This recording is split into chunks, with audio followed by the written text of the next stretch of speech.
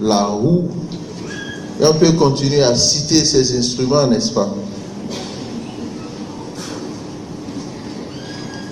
Et aussi la force pour pouvoir y arriver.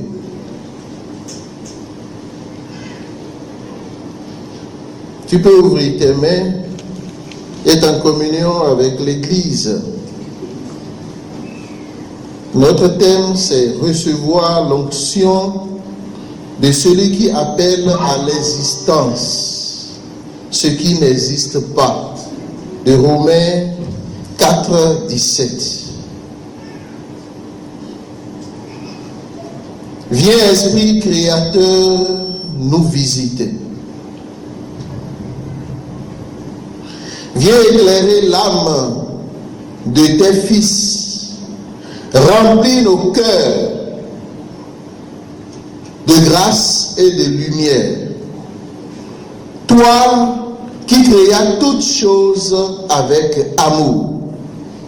Toi le don, l'envoyé du Dieu très haut. Tu t'es fait pour nous le défenseur. Tu es l'amour, le feu, la source vive, force et douceur de la grâce du Seigneur. Donne-nous les 7 dons de ton amour. Toi, le doigt qui œuvre au nom du Père. Toi, dont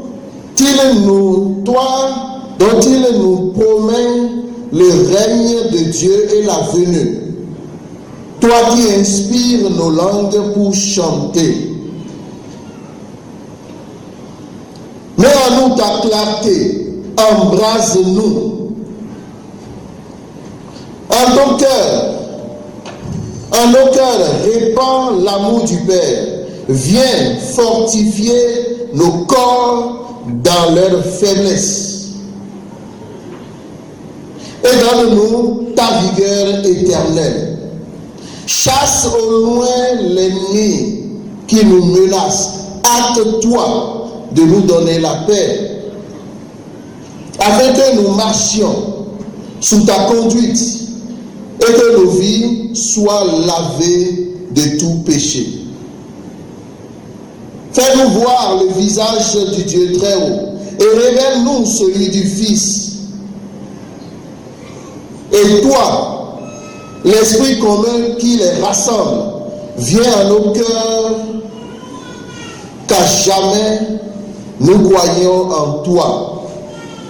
Gloire à Dieu, notre Père dans les cieux. Gloire au Fils qui monte des enfers. Gloire à l'Esprit de force et de sagesse dans tous les siècles des siècles. Amen. Nous pouvons nous asseoir.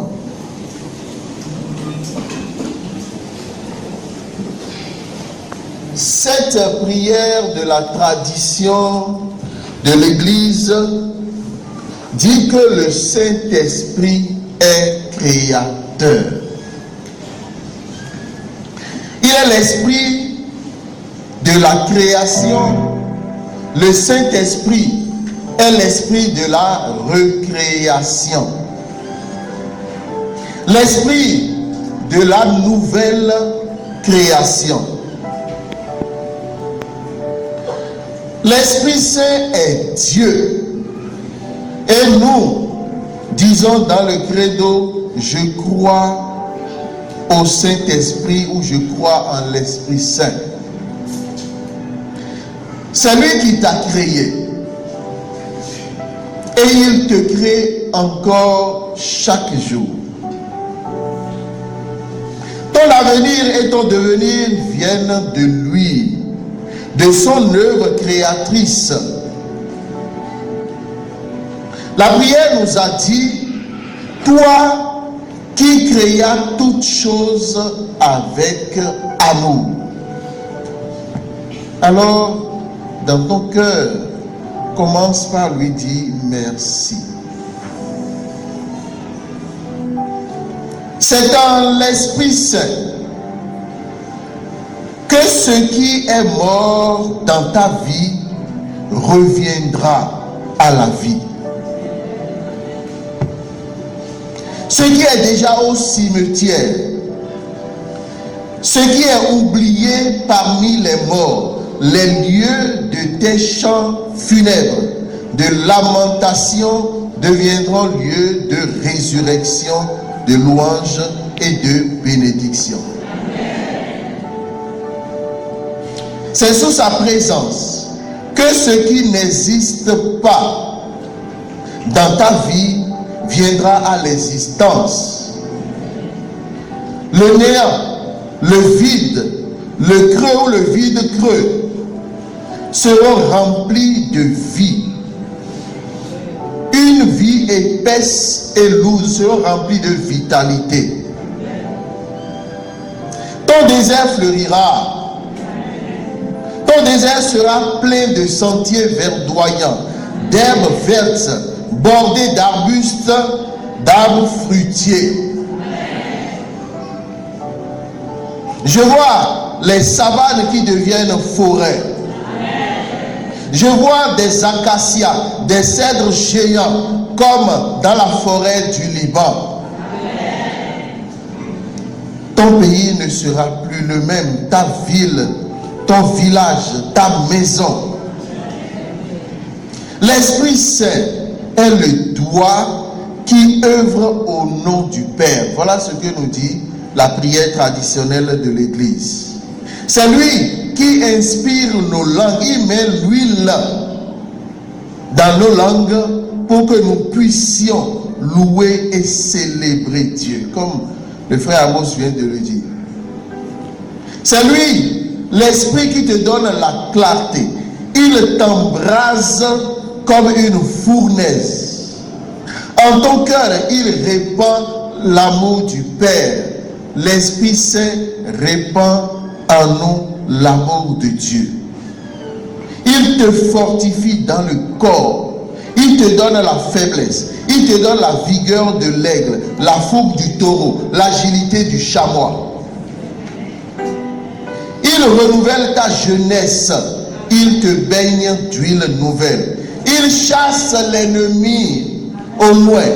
Il le brûle comme un volcan, comme un torrent de feu. Il se hâte de donner la paix, comme dit la prière.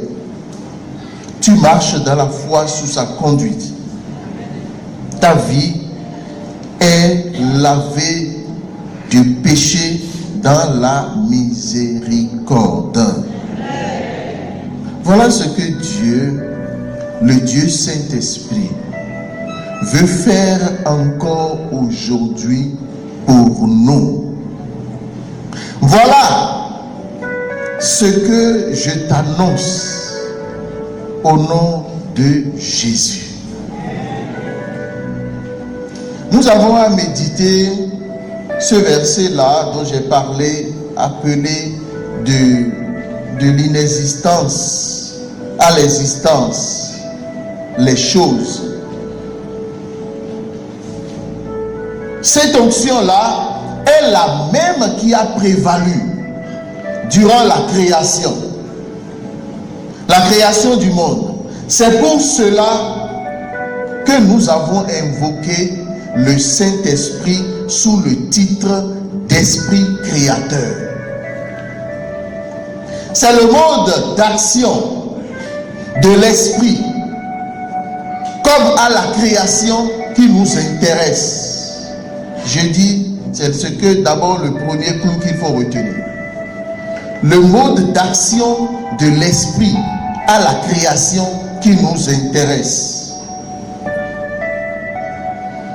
Après cette introduction, je salue encore chacun de vous dans le nom du Seigneur. Chacun selon son rang et ses mérites. Mais notre vraie identité, c'est celle du Fils de Dieu, citoyen du royaume.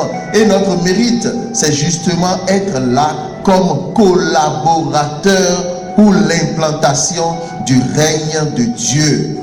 Et pour cela, je dis à chacun de vous, merci d'être là tout simplement.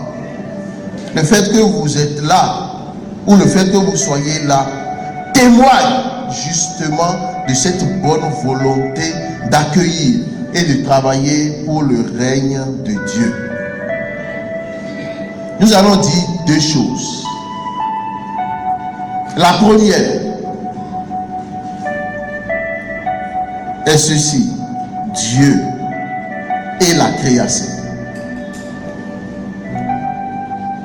La deuxième, l'homme et la création. C'est simple. Dieu et la création, l'homme et la création. C'est-à-dire, nous allons jeter le regard sur Dieu. Comment est-ce qu'il a opéré avec cet esprit pour appeler ce qui n'existe pas à l'existence? Et comment est-ce que nous allons opérer dans la même dimension? Je dis, nous sommes là pour recevoir nos instruments pour pouvoir creuser nos puits. Alors, si j'arrive à la moitié du temps, parce que j'ai 1 heure, il faut me faire signe. Comme ça, je dis, je peux sauter pour tomber sur l'essentiel de la parole de ce jour. Tout ce que je vais dire jusqu'à ce point serait introduction. Dans Genèse 1, du 1er verset au 3e verset, il est dit: au commencement, Dieu créa les cieux et la terre. La terre était informe et vide. Il y avait des ténèbres sur la surface de la terre, et l'Esprit de Dieu se mouvait au-dessus des eaux. Et Dieu dit que la lumière soit, et la lumière fut. Voilà les toutes premières paroles concernant. J'ai déjà fait 30 minutes, vous voulez dire? Oh là là là là là là là là. C'est vrai? Hein? Il me reste 30 minutes. Bien.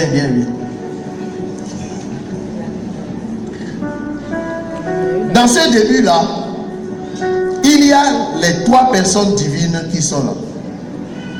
Votre monde est trop rapide. Dans ce début-là, il y a les 3 personnes divines. Il y a le Père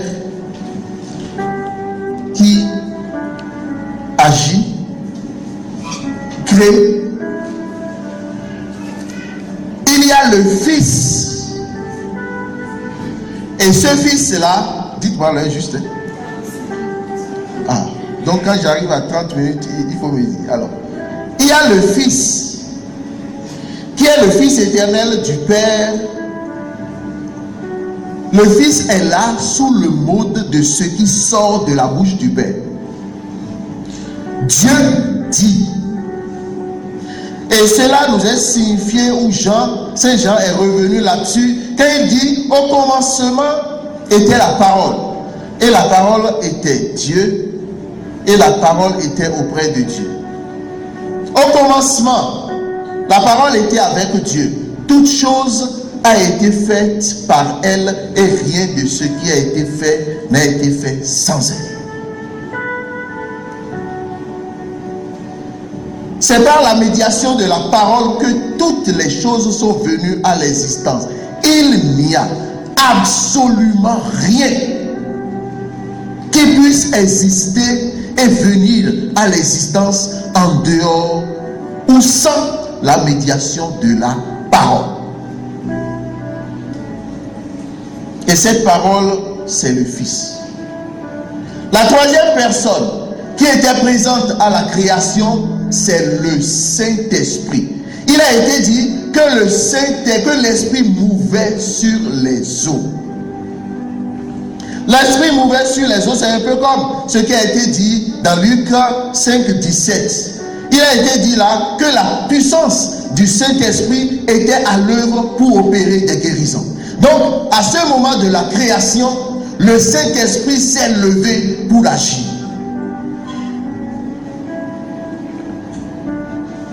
Le Saint-Esprit n'est pas toujours levé. Il se lève pour agir. La toute-puissance de Dieu se lève pour agir. Et quand l'Esprit finit d'agir, la puissance se retire.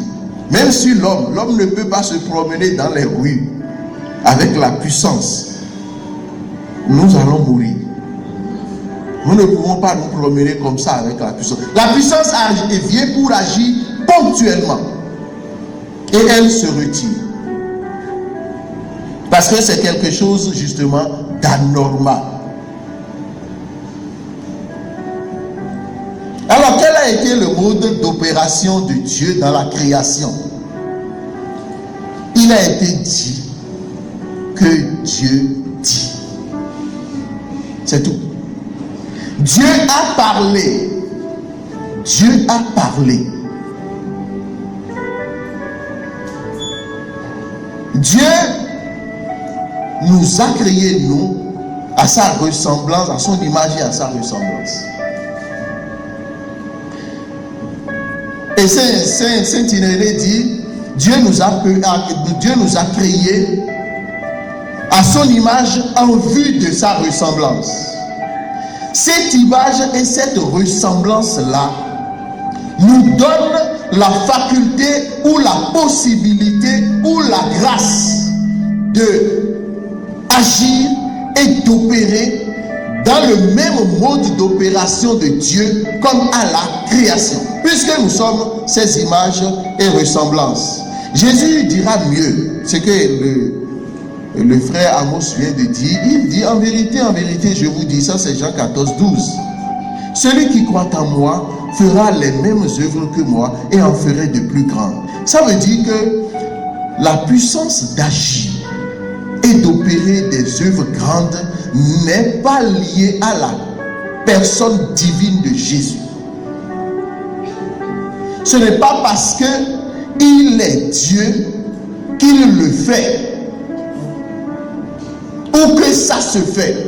Comme il l'a expliqué, c'est parce que l'Esprit de Dieu est venu sur lui et le même Esprit peut venir sur chacun de nous.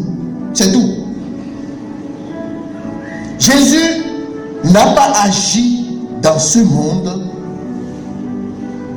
directement en Dieu, mais il a agi en envoyé. C'est-à-dire, quelqu'un lui a donné le mandat et tout ce qu'il opère, il opère selon ce que Dieu veut selon la manière dont Dieu veut qu'il opère et agisse, et dans la puissance du Saint-Esprit. C'est pourquoi, puisque cet esprit-là serait redonné après à l'Église, Jésus dit, vous êtes capable de faire ce que j'ai fait et vous êtes capable d'en faire plus. Comment est-ce que l'homme peut créer son monde en recevant de Dieu la grâce de la création de son propre monde? Vous me suivez? Comment est-ce que l'homme peut créer son monde en le recevant de Dieu? Nous sommes en train d'entrer dans l'un des points les plus importants. Nous venons de regarder Dieu. Comment il a agi. Mais comment est-ce que nous pouvons agir comme lui? La lettre aux Hébreux 11, 3, dit, c'est par la foi que nous reconnaissons que le monde a été formé par la parole, de sorte que on voit que ce qui a été fait ne vient pas du monde visible. Ce qui a été fait ne vient pas du monde visible. Nous avons là tous les éléments importants. Nous avons la foi, la compréhension, la connaissance, l'intelligence, la pensée et la parole. Ensuite, le fait que les choses qui existent ne viennent pas du monde visible. Ça veut dire quoi? Ça veut dire que ce que nous voyons là, ce qui existe en ce monde, est le reflet de ce qui existe dans le monde invisible ou dans le monde spirituel. Les choses commencent toujours là-bas. Si vous ne savez pas, écoutez cela bien. Les choses commencent toujours là-bas et c'est une fois décidé là-bas que cela vient sur la terre ou que cela s'accomplisse sur la terre. Il faut d'abord investir dans le surnaturel. Si on ne commence pas par lier sur cette terre et que ce qu'on lit n'est pas lié dans le ciel, il n'y aura rien sur la terre. Je dis, ce que nous lions ici, si cela ne se lit pas devant le trône de Dieu, rien ne se passe. Ou du moins, tout ce que nous faisons, si cela ne devient pas volonté de Dieu dans le ciel, ça ne s'accomplira jamais sur la terre. La chose importante, c'est d'abord faire tout pour que en haut là-bas, les choses soient décidées en notre faveur pour que cela se reproduise sur cette terre. Bon, cet amen-là ne me convainc pas du tout.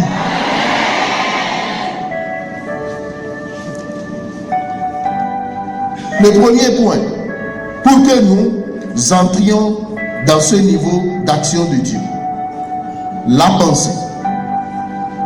Saint Paul dit dans Romains 12, 2, il dit, ne vous conformez pas au siècle présent, mais soyez transformés par le renouvellement de votre intelligence. Là, il faut que notre tête, notre manière de penser, notre manière de réfléchir, notre manière de concevoir soit selon la manière et la pensée de Dieu. Ce n'est pas parce que on dit que quand tu as le cancer, par exemple, tout le monde pense c'est la mort. C'est ça, non? Mais la Bible n'a pas dit ça, s'il te plaît. C'est le monde qui dit ça. Ce sont les hommes qui disent ça. Ou bien, quand une femme arrive à un certain âge, on dit elle ne peut plus concevoir. Ce n'est pas la Bible qui dit ça, s'il vous plaît. Ce n'est pas la pensée de Dieu, celle-là. Alors, par exemple, on dit, bon, quand on arrive vers les 60 ans, 70 ans, bon, il faut commencer par plier bagage un peu. Mais la Bible n'a pas dit ça. C'est ce que les hommes disent. Alors, la première chose, c'est de nettoyer notre manière de penser. Pourquoi on fait Rehoboth? On fait Rehoboth pour que les mentalités qui viennent du monde, les mentalités du sous-développement, les mentalités d'esclavage soient exorcisées de notre pensée. Je ne peux rien. Je ne suis capable de rien.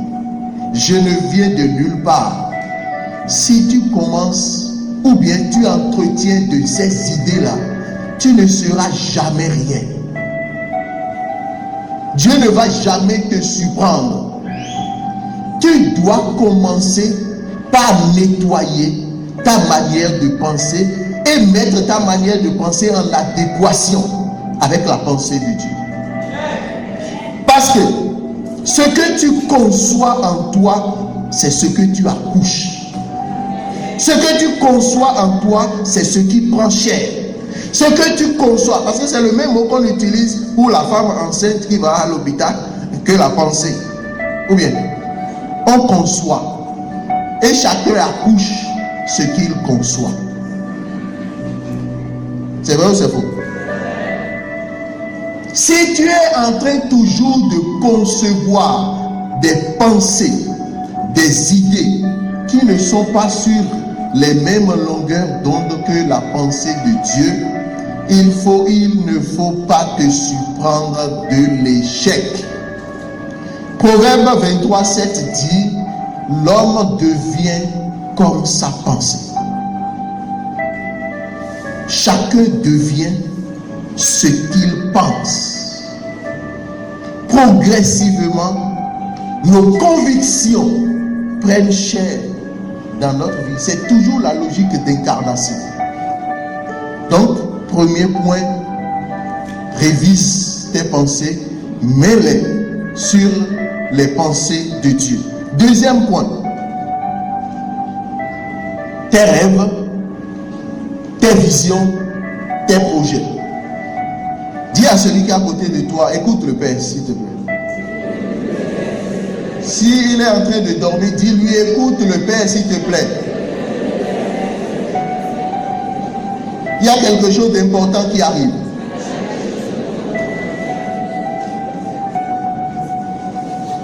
Après la pensée, j'ai parlé de la vision, de tes rêves. Dieu dit à Abraham, dans Genèse 13, il dit, Abraham, lève les yeux et regarde. Jusqu'où tes yeux arrivent, je te donnerai. Et il lui dit, compte les étoiles du ciel. Si tu peux les compter. En faisant faire à Abraham cet exercice pratique, Dieu est en train d'élargir sa vision à la dimension de la grandeur de ce que Dieu veut lui accorder. Parce que si Abraham ne voit pas loin, Dieu ne peut pas le conduire loin. Ça veut dire quoi? Ça veut dire que les dimensions de ta vision sont les dimensions de ta bénédiction.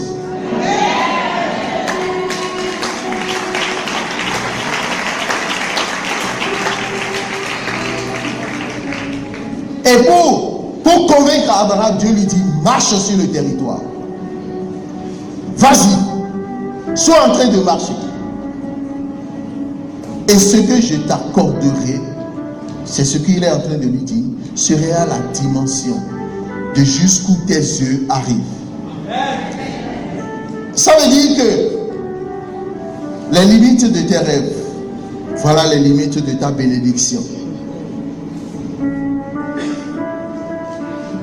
C'est pourquoi il faut avoir des rêves. Il faut avoir des projets. Il faut concevoir des visions. Il faut rêver sur toi, rêve sur tes enfants. Rêve sur ta famille, rêve sur ta nation. Il faut rêver grand. Il faut rêver très grand. Parce que celui qui ne rêve pas, il est déjà mort. Ou bien celui qui ne rêve pas, il se sent inutile. Et en même temps, il est inutile pour la société. Mais tes rêves doivent rejoindre les rêves de Dieu.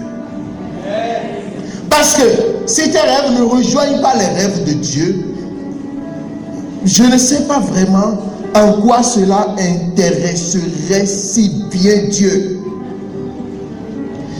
Dans 1 Samuel 3, il a été dit que la parole prophétique était rare en ce moment-là. Ça veut dire qu'il n'y avait pas de prophète en Israël. Et il y a une femme, la femme d'Elkana qui s'appelle Anne. Elle voulait un enfant. Elle rêvait d'un enfant. Elle se lamentait.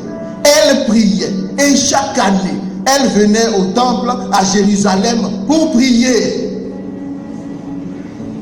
Mais un jour, elle a dit, Seigneur, c'est 1 Samuel 11. C'est 1 Samuel 1, 11. 1 Samuel.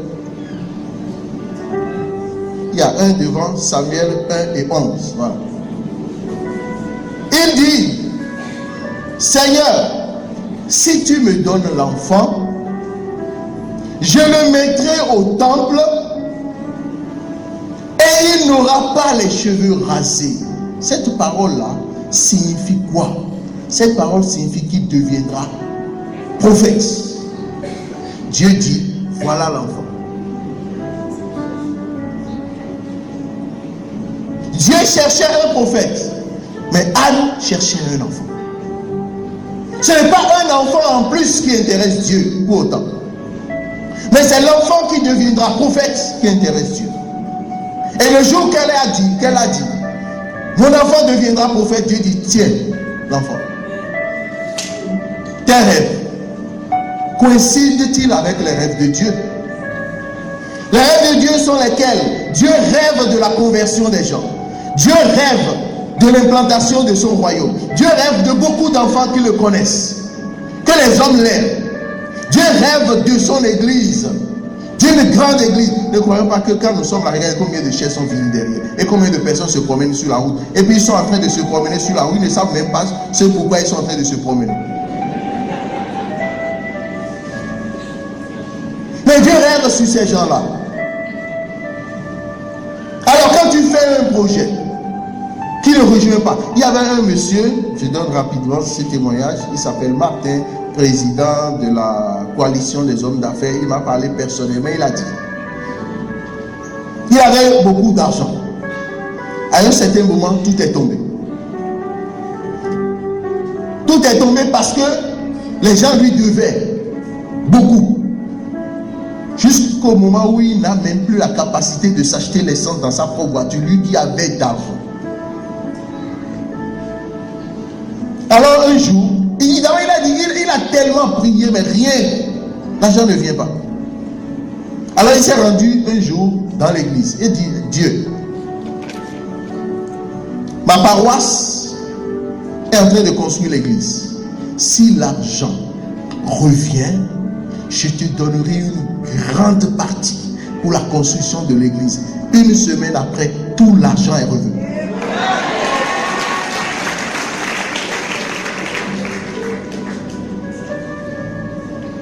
Troisième point, la foi qui déplace les montagnes. Premier point, c'était la pensée. Deuxième point. Deuxième point. Deuxième point. Troisième point, la foi.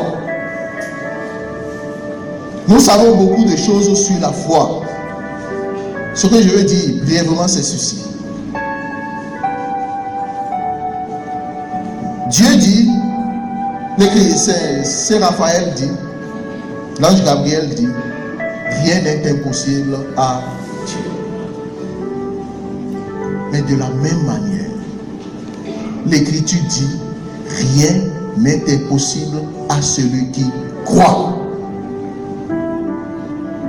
Donc, dans Luc 1, il a été dit, rien n'est impossible à Dieu. Dans Marc 9, 23, tout est possible. C'est Jésus lui-même qui dit ça. Tout est possible à celui qui croit. Ça veut dire quoi? Celui qui croit entre dans les mêmes facultés de puissance que Dieu lui-même.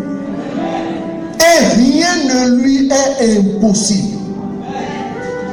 Donc, le troisième point, la foi.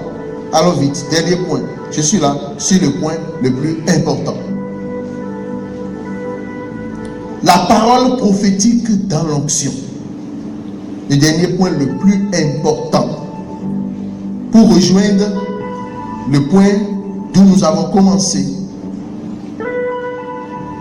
L'onction qui appelle à l'existence ce qui n'existe pas. Les prémices et les préliminaires, c'est la pensée, la vision, la foi. Maintenant, tous ces trois points se concentrent dans la parole prophétique, dans l'onction. Nous savons dans Joël 2 que Dieu a dit: je répandrai mon esprit sur toute chair. Vos fils et vos filles prophétiseront. Vos fils et vos filles prophétiseront. Je donne un témoignage pour expliquer un peu. Je ne vais pas commencer par la théorie, mais je donne ce petit exemple. Il y a de cela 2 semaines, il y avait une petite fille qui était malade. Et cette petite fille est d'une famille de personnes croyantes, mais d'une maladie bizarre. Alors, nous avons déclenché des chaînes de prière. Mais on priait partout, aux États-Unis, en Haïti, partout. On priait pour la petite. La maladie disparaît ou se calme un peu. Il avait une maladie qui lui faisait manquer d'air. Donc il fallait lui mettre l'oxygène. Alors, la maladie se calme un peu, après ça rebondit. Se calme un peu, ça rebondit. Depuis 2 semaines. Et j'ai dit, mais mon Dieu, j'ai célébré des messes. Bon, très bien. J'étais en train de prêcher chez les religieuses, à Porto Novo. Et l'oncle de la petite dit: mon père, je dois venir te voir avant que tu ne quittes et rejoignes 600 km là où je reste, 600 km de Cotonou. J'ai dit: tu ne peux pas venir me voir. D'ailleurs, on ne se promène pas n'importe comment chez les sœurs quand elles sont en train de faire une retraite. Il dit: mon père, je dois venir te voir. J'ai dit: c'est impossible. Mais je pars demain matin, c'est-à-dire samedi. J'ai déjà fait mon programme, comment y aller, tout ça. Il dit: demain matin, le samedi là, je viens te chercher. Je vais t'amener auprès de la petite. Tu vas prier pour la petite. Et je vais donner une voiture qui t'accompagne jusqu'à chez toi. J'ai dit: mon Dieu, c'est quand même un peu trop de sacrifice, parce que l'essence au moins pour 600 km, c'est pas rien. Alors, je me suis couché le soir, et au milieu de la nuit, je me suis réveillé. J'ai dit: mon Dieu, il va faire ce sacrifice. Tout le monde saura que je suis allé voir la petite. On va dire: le père Aubé est allé voir la petite. Et la petite va rester encore à l'hôpital. Ce n'est pas possible, Jésus. Ou je ne vais pas, ou si je vais, la petite va sortir le même jour. Et je me suis levé au milieu de la nuit à 2h du matin. J'ai dit: petite, j'appelle son nom. Je dis: petite, j'appelle son prénom. Tu sors de l'hôpital aujourd'hui. Et j'ajoute: ce que je viens de dire, que cela soit recueilli par les anges, porté devant le trône de Dieu. Et que Dieu accrédite dans un nouveau décret sur l'enfant ce que je viens de dire. Parce qu'un autre prêtre a déjà dit que l'enfant est déjà sacrifié sur un autel. Je dis: Seigneur, celui qui de là-bas a voulu sacrifier cet enfant, sur cet autel, il verra Jésus. C'est la croix. Et cet enfant, mon Dieu, je n'irai pas à l'hôpital et l'enfant va rester à l'hôpital. Voilà ce que j'ai dit. Vers le matin, j'ai senti dans mon cœur, mais cette prière-là, c'est pour toi ou c'est pour moi? J'ai dit, je m'en fous. Que ce soit pour toi ou que ce soit pour moi, mon problème est que la fille doit sortir de l'hôpital. Et d'ailleurs, glorifie-moi un peu. Je vais à l'hôpital, je n'ai rien fait de particulier, j'ai imposé les mains, j'ai touché. Et puis, bon, les gens me regardent, mais qu'est-ce qu'il fait? Je n'ai pas parlé à haute voix, je n'ai rien fait, j'y-baba, rien. D'ailleurs, à l'hôpital, il faut certaines, comment dit-on, pureté acoustique. Alors j'ai prié dans les limites pour ne pas gêner les 2 ou 3 malades qui sont là, puis j'ai imposé les mains à tous les malades. J'ai dit aux parents de l'enfant, votre fille va sortir de l'hôpital aujourd'hui. Le papa dit, non mon père, nous sommes dans le week-end. Le médecin, le professeur ne viendra pas ici aujourd'hui.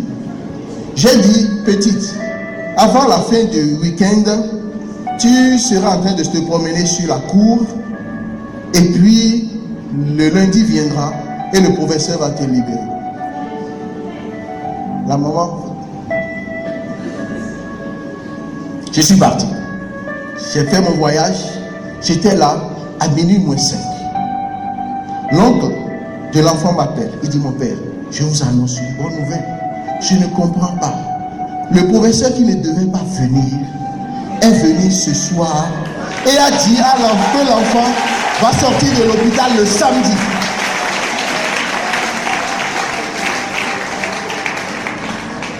Bon, peut-être que vous pensez que c'est extraordinaire, mais la gloire est à Dieu. La logique, c'est ce que Dieu a fait à la création.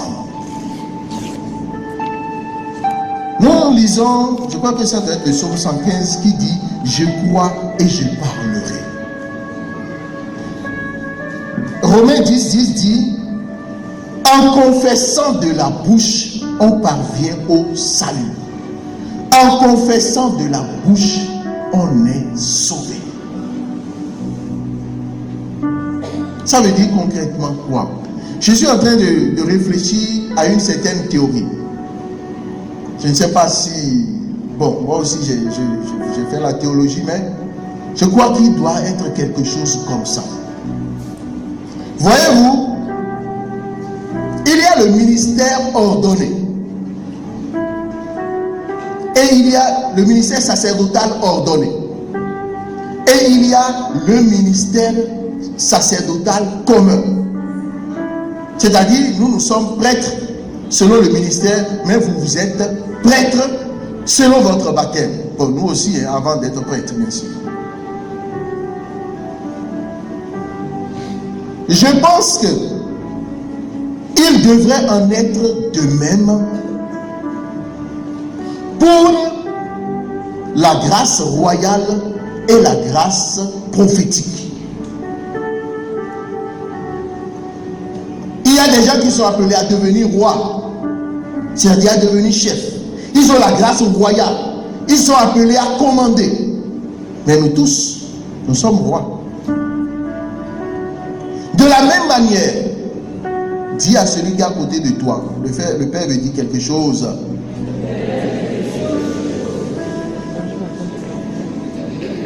Il faut le réveiller.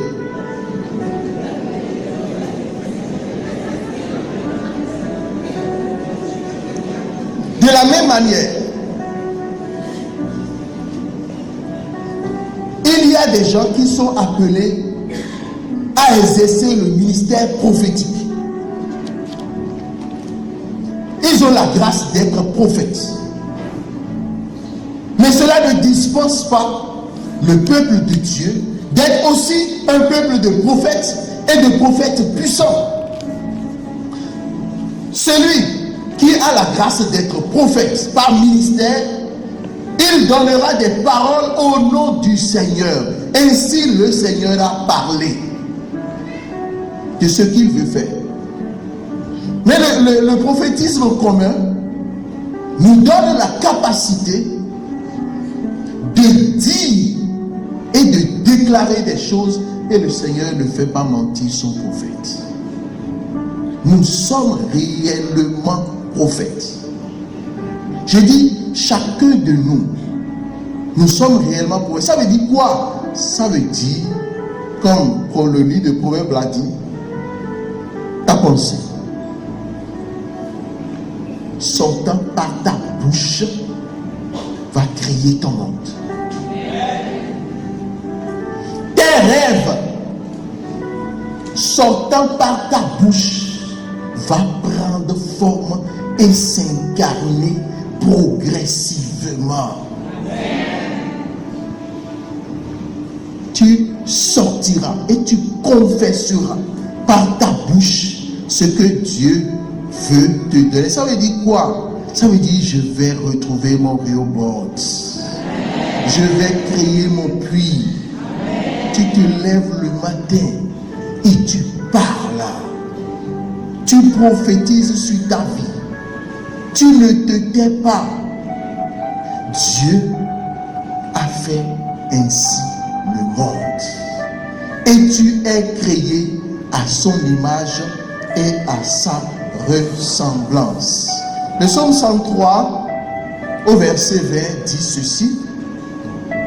Dit, le Seigneur, il dit bénissez le Seigneur. Vous qui êtes puissants, anges de Dieu, qui exécutez ses ordres et qui obéissez à la voix de sa parole. Qui obéissez à la voix de sa parole. C'est-à-dire, quand la parole de Dieu est dans une voie, les anges de Dieu se précipitent pour accomplir la parole de Dieu qui est enveloppée dans notre voie. Ça veut dire quoi? Ça veut dire que tu ne dois pas confesser n'importe quoi. Il faut confesser sur ta vie les promesses de Dieu. Ce que Dieu veut faire, ce que Dieu a dit qu'il va faire. Utilise les mots de Dieu dans ta confession sur toi-même. Et les anges de Dieu, en écoutant quelqu'un utiliser la parole de Dieu, c'est le monde entier qui s'organise, qui se met en mouvement pour agir et pousser. Voilà. Même quand nous disons au nom de Jésus, ne croyons pas que c'est le point final de notre prière. Non. La parole au nom de Jésus, c'est la parole qui vient à la fin de notre prière pour la propulser dans le chemin de la réalisation. Parce que le mot Jésus est une parole sortie de la bouche de Dieu et c'est la parole de Dieu même.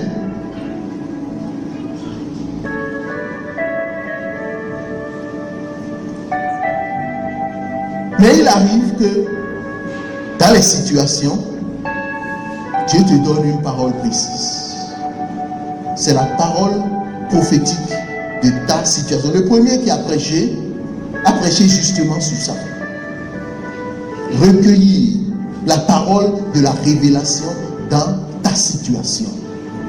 Cette parole, ou bien la parole qui a été prophétisée sur toi à un certain moment dans une assemblée. C'est justement ce que Habakkuk 2:2 dit.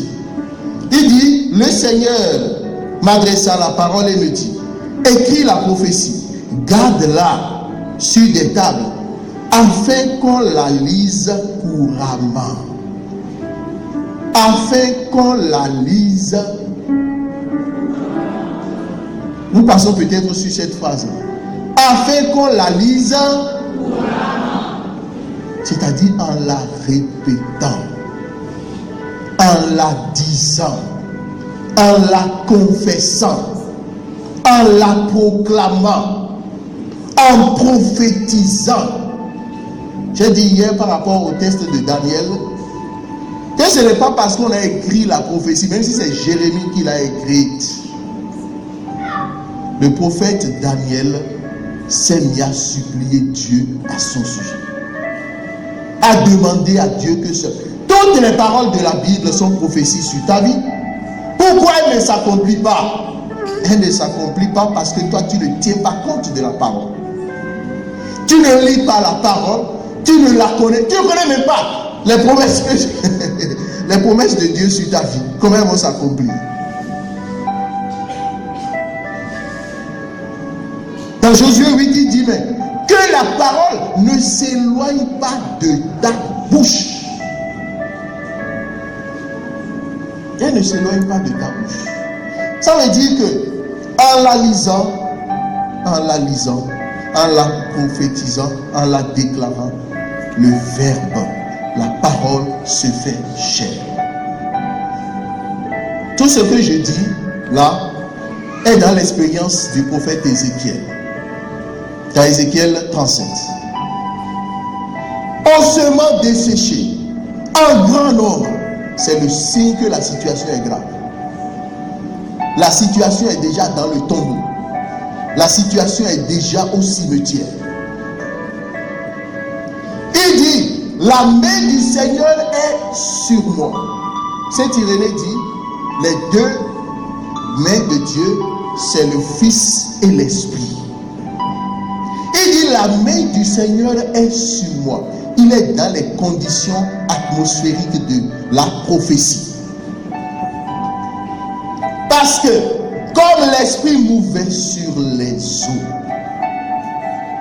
à la création, comme l'Esprit s'est levé, comme l'onction s'est levée pour agir, de la même manière, tu ne peux pas te mettre à prophétiser comme ça.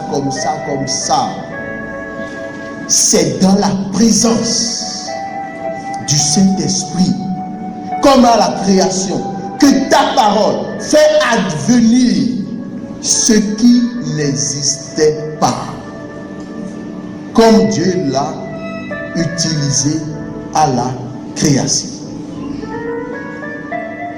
C'est sous l'onction. Pourquoi certains rassemblements opèrent des miracles?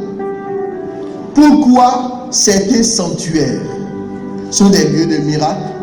Pourquoi la présence des saints ou des hommes de Dieu opère des miracles? Quand il y a la présence, comme il a été dit, quand il dit l'Esprit, comme je l'ai déjà cité, l'Esprit de Dieu était à l'œuvre pour opérer des miracles. Quand il y a cette atmosphère-là, toute déclaration dans la présence de l'Esprit, l'Esprit recueille cela et l'introduit dans le chemin de l'incarnation. Les sanctuaires, c'est parce que le ciel est ouvert sur ce lieu, les lieux d'apparition. C'est parce que le ciel est ouvert sur ce lieu. Donc quand tu viens là, même si tu t'assois, tu dis ce que tu veux. Le même mouvement de la création s'opère. Parce que le Saint-Esprit est là. Et quand tu dis dans la foi une parole, je veux ceci, les anges de Dieu sont là. Ils récupèrent la parole dans la puissance du Saint-Esprit. Comme doucement, comme l'ombre du Très-Haut est venue sur la très sainte Vierge Marie. Et quand la parole est entrée en elle, elle est devenue chair. C'est la même logique de l'incarnation. Sans la toute puissance du Très-Haut, il n'y a rien. Et il y a les choses parce qu'il y a la parole. Et on exerce la parole dans la foi. Sœur Myriam a dit ça hier. Je ne sais pas si vous l'avez bien suivi. Quand Jésus dit, celui qui croit en moi, il dira à cette montagne, déplace-toi. Déplace-toi. Il a dit, il dira. Quand tu as la foi, il faut l'accompagner du dire. Parce que si tu ne parles pas, ta montagne ne se déplacera pas. Quand Moïse était au bord de l'eau, il y avait la mer devant, derrière, il y avait l'armée de Pharaon.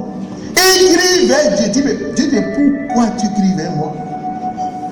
Je vais te dire quoi? J'ai rencontré un monsieur grand professeur, etc. de médecine. Bon, et puis il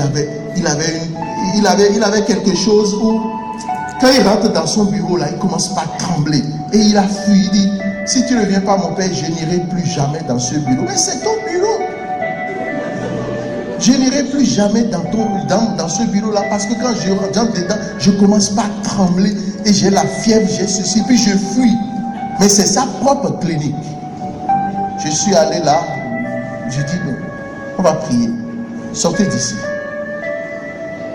Bon, on a prié. J'ai dit, tu as ressenti quoi? Il dit, quand on est rentré dedans, j'ai commencé à sentir, après je ne sens plus rien. Il dit, d'accord. Le lendemain, il m'appelle, il dit, j'ai commencé par prier, mais j'ai senti quelque chose. J'ai dit, mais je ne t'ai pas dit de prier. Je ne t'ai pas dit de prier. Je t'ai dit, parle aux gens. Donne des ordres. Après, tu peux accompagner de la prière. La nuit dont je parlais là, après j'ai pris mon chapelet, j'ai fait mon chapelet, j'ai bien lié ce que je suis en train de dire avec mon chapelet et que la Vierge Marie porte cela devant le trône de Dieu. Mais d'abord, tu dois parler. Sinon, ce qui est dans ta vie, qui est caché, qui est bloqué, ne viendra jamais à l'existence. La grâce de la création, l'onction de la création, l'onction pour la création de ta vie, tu l'as déjà reçu à la confirmation. La parole t'est enseignée, tu as la Bible, les promesses de Dieu sont là, tout est à ta disposition.